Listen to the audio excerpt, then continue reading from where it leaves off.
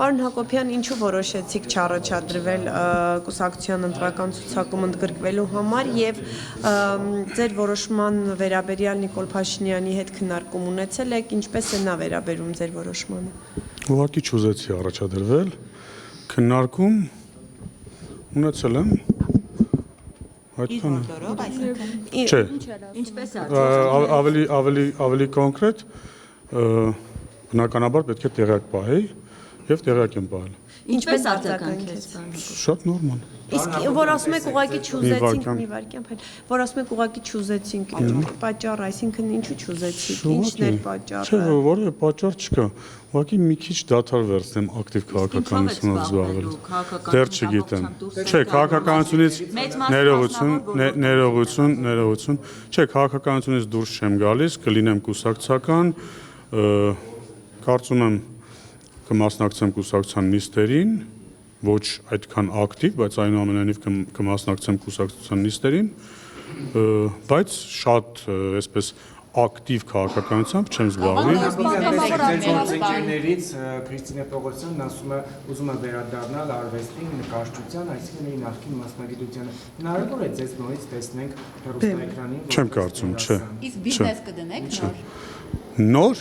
ես հին բիզնես չունեմ, որ մի հատ էլ նոր բիզնես դնեմ։ Չէ, որ ասում եք նոր բիզնես կդնեք։ Չեմ կարծում, չեմ մտածել դեռ այդ ուղղությամբ։ Ինչով եք զբաղվել։ Չեմ մտածել դեռ այդ ուղղությամբ։ Ինչով եք զբաղվել։ Չգիտեմ դեռ ինչով կզբաղվեմ, դեռ չեմ որոշել։ Նման քննարկում դեռևս այս պայդրությամբ երբեք չի եղել, որ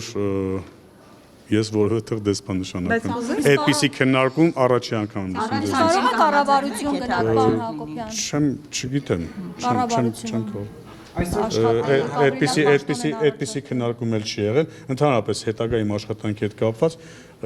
քննարկում չի եղել։ Այսօր Աննա Հակոբյանը գրառում էր արել 8 սուպերմարկետների վերաբերյալ, ասում է, որ անդադար փորձ են անում կապել իր հետ, ինքը հերկում է, ավելին ասում է, այն բիզնեսները, որոնք կապում են իմ անվան հետ, բոյկոտեք, ինչով եք պայմանավորում, որ օրինակ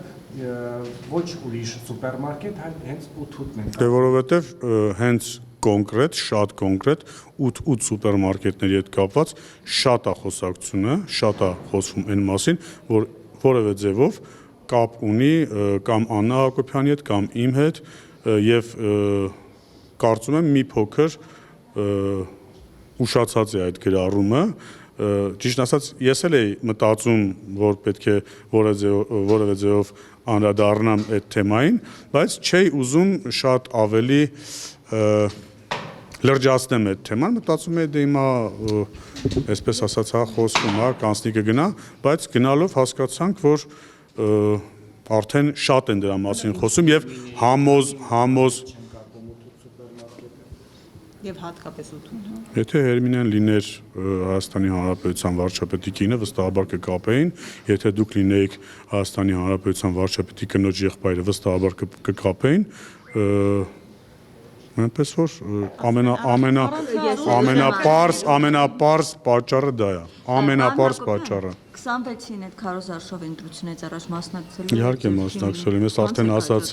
ես արդեն ասացի, որ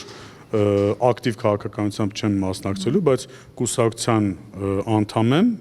շարունակելու եմ լինել կուսակցության անդամ եւ մասնակցելու եմ թե քարոզարշավներին, թե կուսակցության ժողովներին։